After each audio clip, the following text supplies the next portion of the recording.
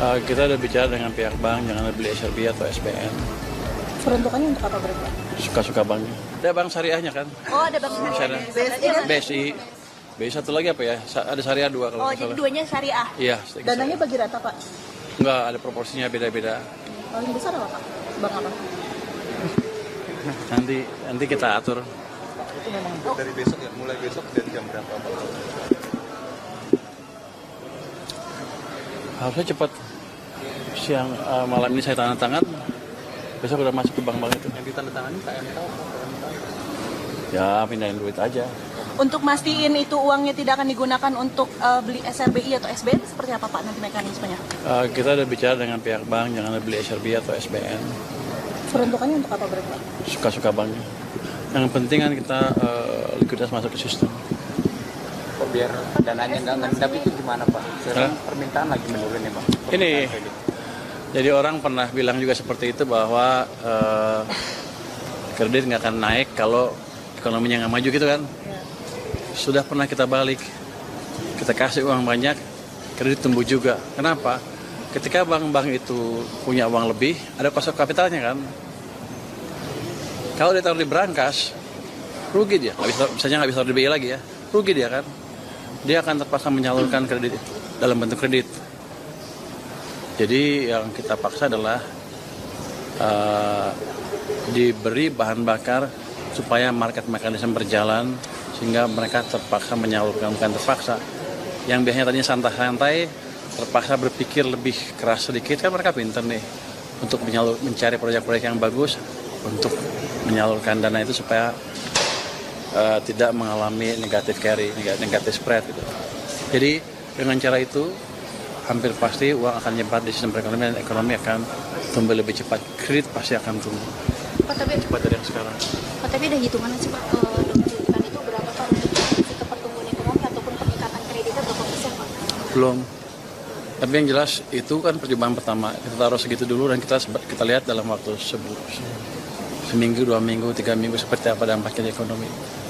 Kalau kurang tambah lagi. Pak, 200 T itu apa ya, Pak, rasionalnya? Kenapa 200 T?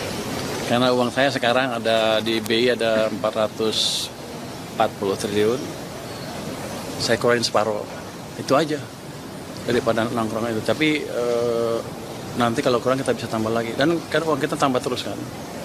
Masuk, ada pajak segala masuk lagi ke sistem. Tapi yang kita jaga adalah jangan sampai kalau kita terbitin bond, kalau kita menarik pajak, sistemnya kering.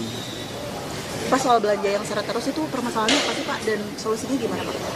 Kalau belanja yang seret macam-macam, ini kan ada beberapa kementerian baru kan, yang mungkin sebagian masih belum terbiasa. Saya nggak tahu yang mana detailnya, tapi nanti akan kita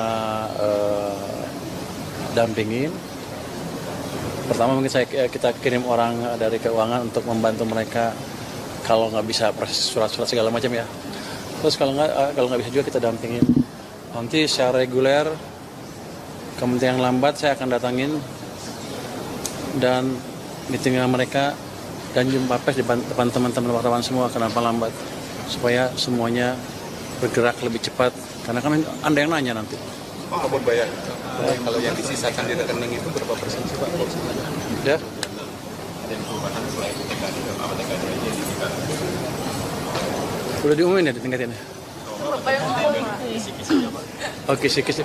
Saya belum tahu itu baru kisi-kisi, nanti kalau diketok Banggar baru kita ngomongin. Tapi akan ada perubahan yang besar pasti Pak. Postur, defisit. Apa? Defisit itu akan berubah nggak, Pak? Ada perubahan sedikit pasti.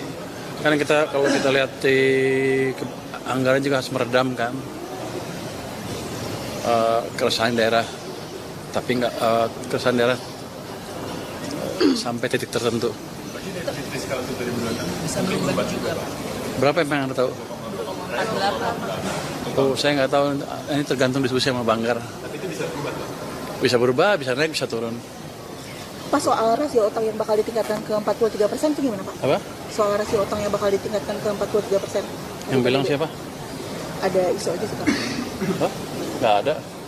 Oh, berarti nggak benar ya, Pak? Saya nggak tahu sampai sekarang, saya belum dengar. Masih di 39 nanti, Pak? Ya seperti itu. Berarti masih dijaga di... Masih kita menjaga fiskal prudensi, kehati-hatian fiskal. Fokus saya sekarang adalah membuat anggaran yang ada atau yang nanti 2026 itu dampaknya optimal dulu buat ekonomi, nggak ada yang nganggur, penyerapan anggaran tepat waktu, dan uang yang kita serap tidak mengganggu sistem perekonomian. Itu utamanya. Nanti kalau itu optimal, baru kita pikirkan kalau perlu mesin atau bahan stimulus tambahan lagi ke perekonomian. Itu dulu. Kalau sekarang kalau misalnya saya kasih uang lebih banyak, padahal kementerian belum bisa nyerap, kan nggak ada gunanya. Tahun ini optimisnya ekonomi tumbuh berapa Pak? Oh, saya baru 3 hari, saya hitung dulu ya. Tapi Lebih dari 52 Pak, dari target? Bisa? bisa mendekati itu. Mendekati 5,2%. Sekarang kan bulan apa sekarang bulan September, Oktober, November, Desember kan tinggal 1 triwulan kan. Anda lihat aja begini, seandainya nggak tercapai pun, seandainya triwulan keempat nanti tumbuhnya lebih cepat, saya yakin akan lebih cepat.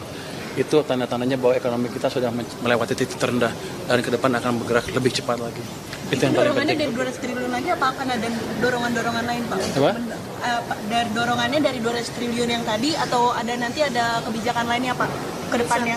Insentif atau Itu dulu kita memastikan sektor swasta jalan, nanti kita lihat butuhnya berapa lagi. Kita pelajari dampak.